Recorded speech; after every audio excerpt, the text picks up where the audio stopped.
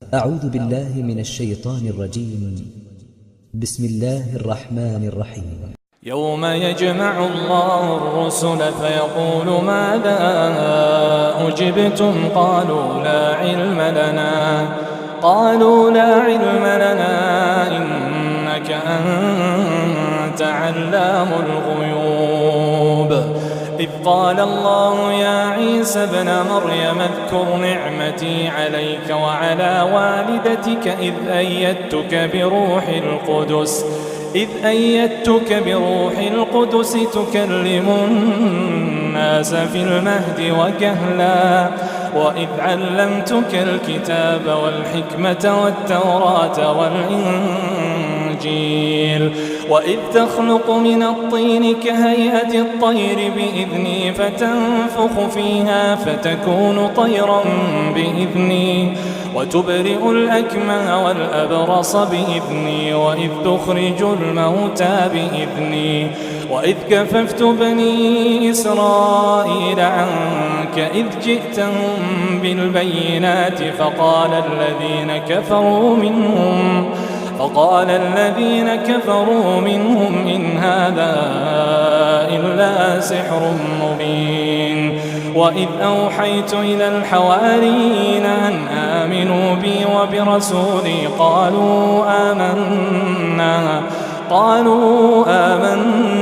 واشهد بأننا مسلمون إذ قال الحواريون يا عيسى ابن مريم هل يستطيع ربك أن ينزل علينا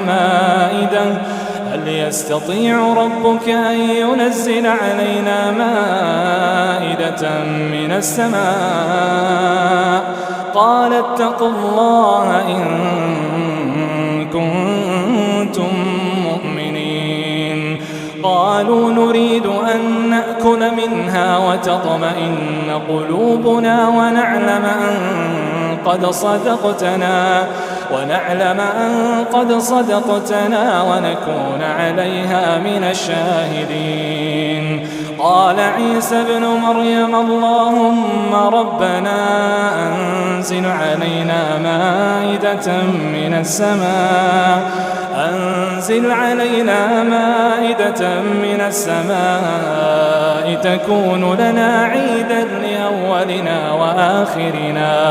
تكون لنا عيدا لأولنا وآخرنا وآية منك وارزقنا وأنت خير الرازقين قال الله إني منزلها عليكم فمن يكفر بعد منكم فإني